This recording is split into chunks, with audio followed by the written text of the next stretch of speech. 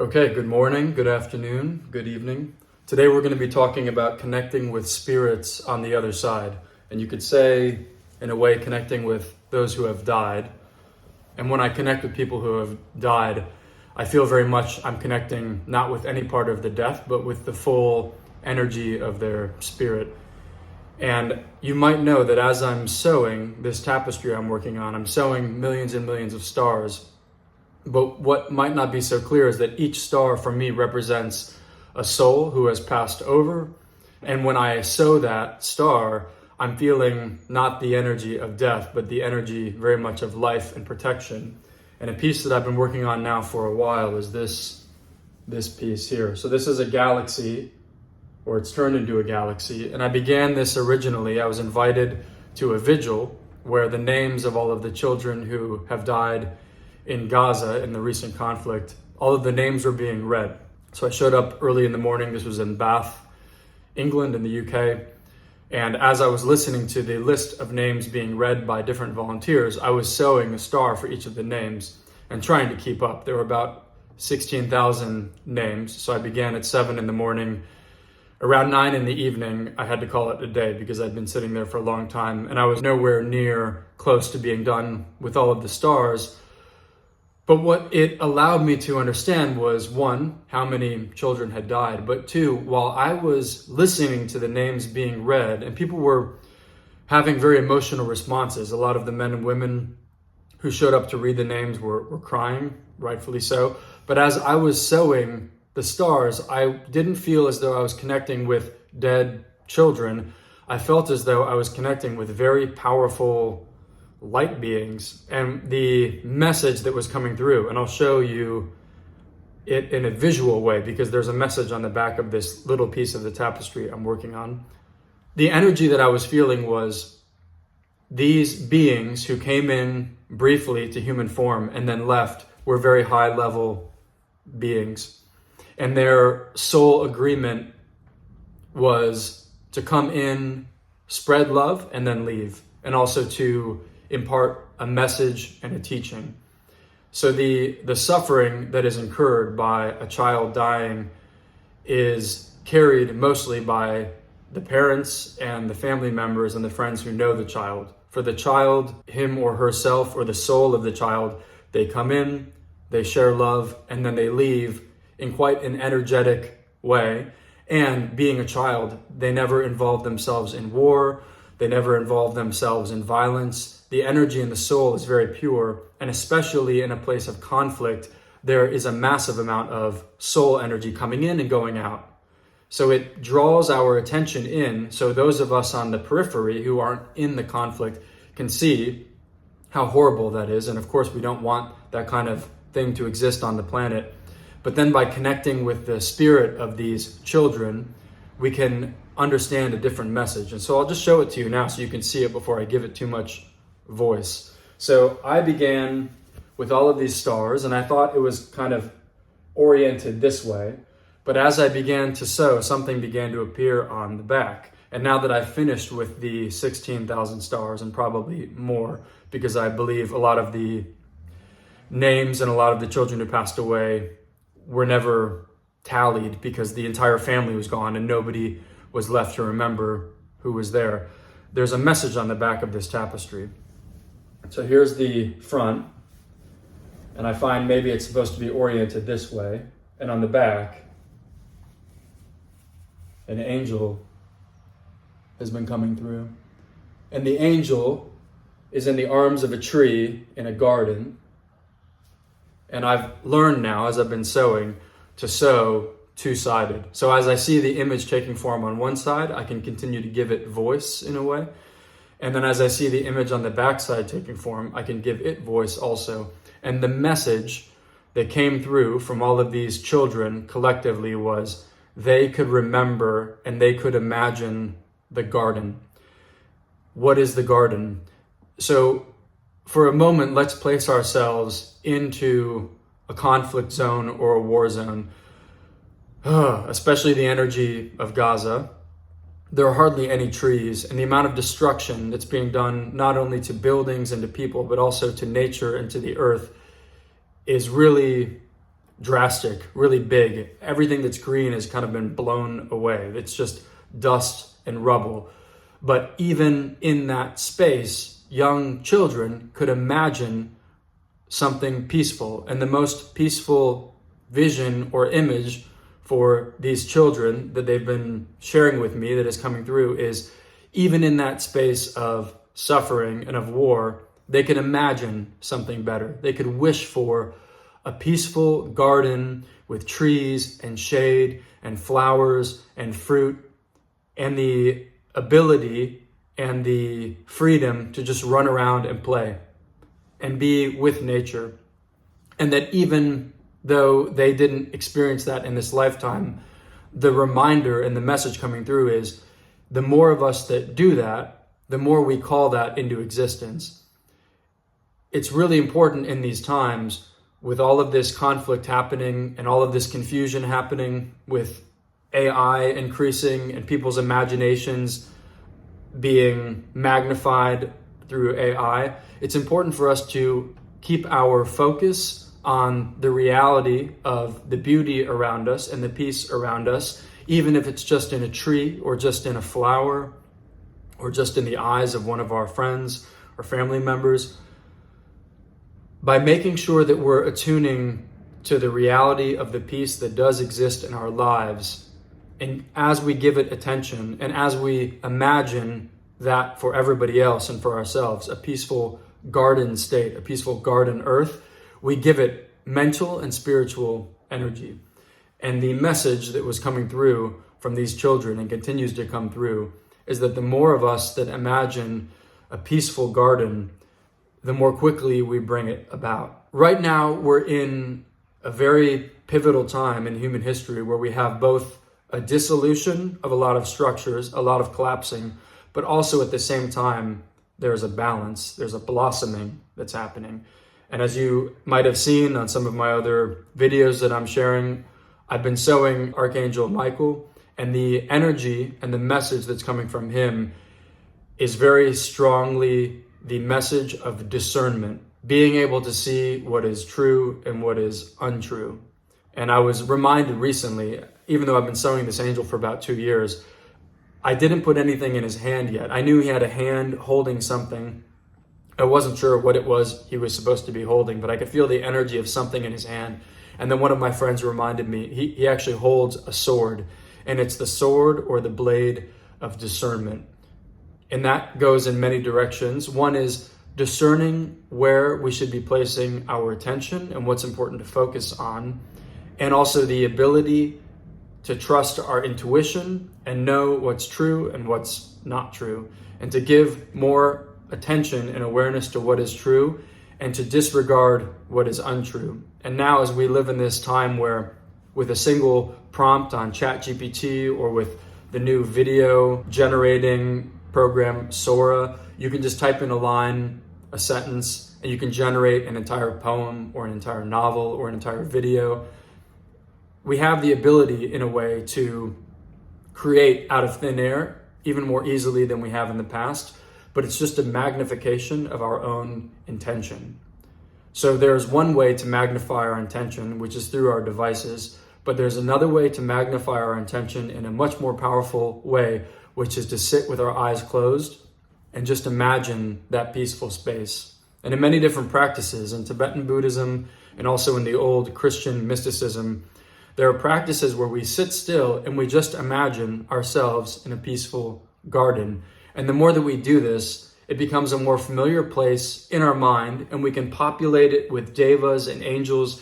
We can sit and imagine we're surrounded by our ancestors and our relatives, that we're in the shade of a beautiful tree, that in all directions is nothing but peaceful garden and peaceful flowers. And the more that we inhabit that space with our eyes closed, the more we begin to resonate that energy as though we're already there. And then when our eyes are open and we're moving through the world, we find we are more quickly and easily attracted to places like that.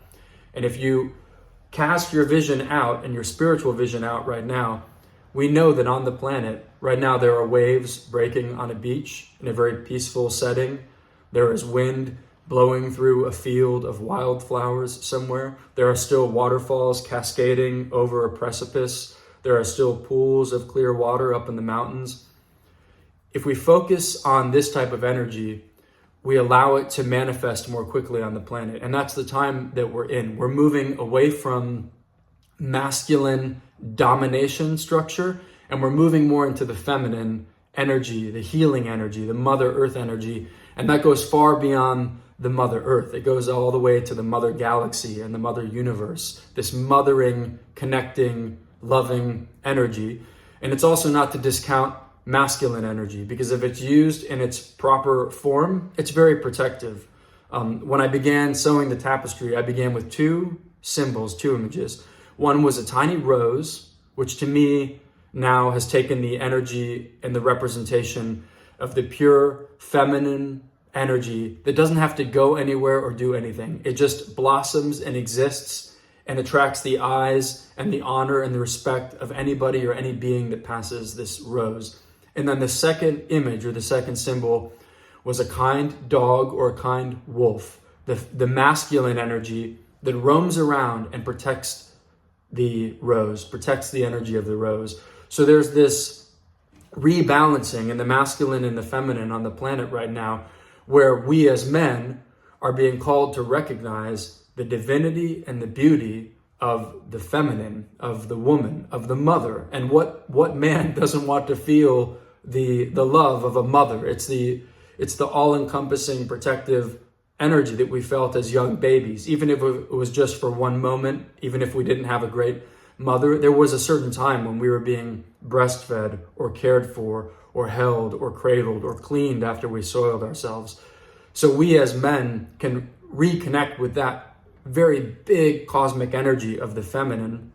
And then the women on the planet now are stepping back into their space of virtue, their space of responsibility, their space of, I don't want to say control, but there's a strength that comes from the feminine that the masculine doesn't have. And there's a cyclical connection to all that is that men don't share with women. Women can align with their cycles to the moon, which is always just beyond me when I think about how right now more and more women with their cycles, they're tuning to the cycle of the moon. As the moon becomes full, many women have their bleed, their collective bleeding. And for men, the only way we bleed is if we're in war, if we cut each other. Well, one of the ways.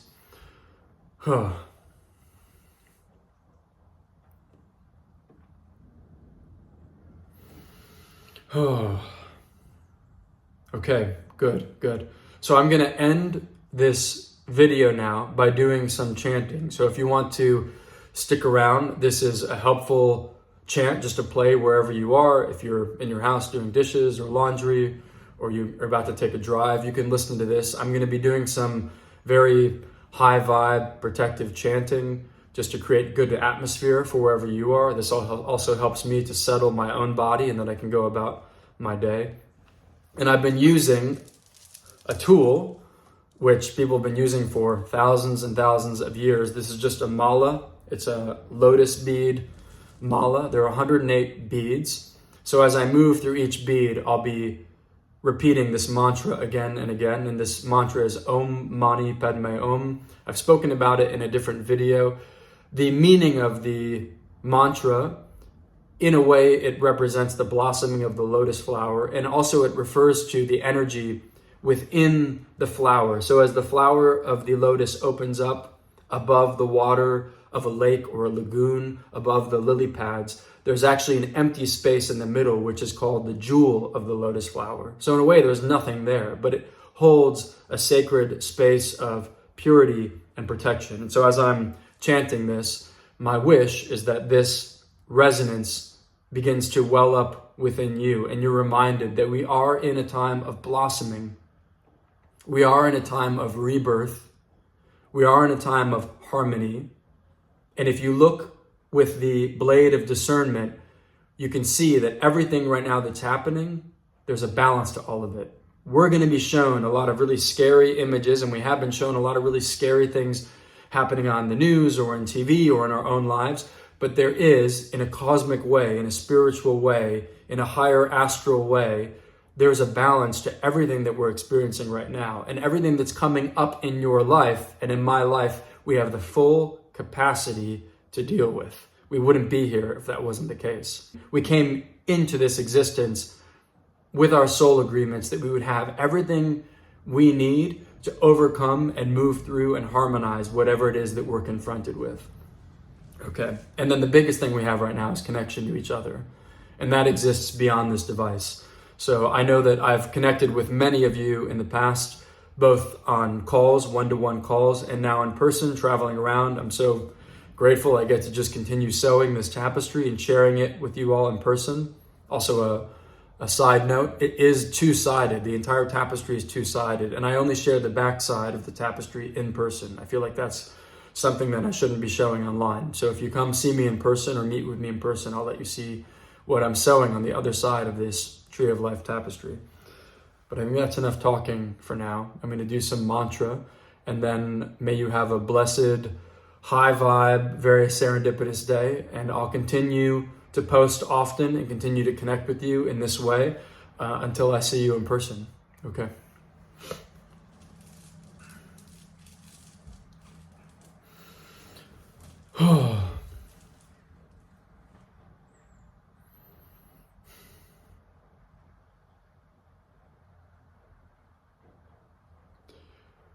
Budang saranang gacchami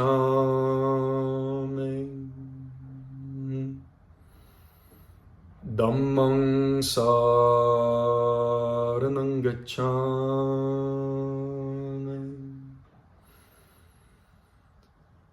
Sanghang saranang gacchami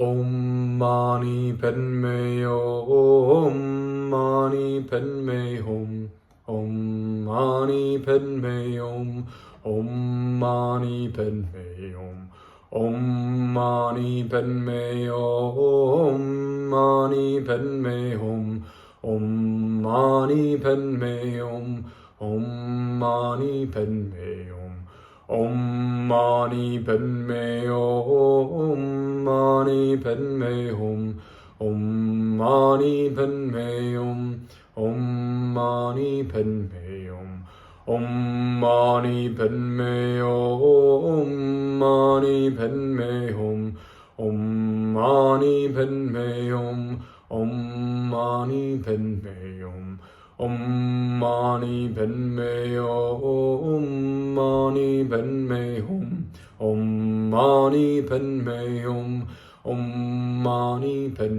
Om Mani Padme Hum Om Mani Padme Om Om Mani Padme Om Om Mani Padme Om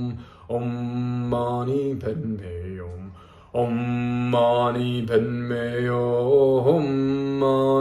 Padme Hum Om Mani Padme Om Om Mani Padme Om Om Mani Padme Om Mani Padme Hum Om Mani Padme Om Mani Padme Om Om Mani Padme Om Mani Padme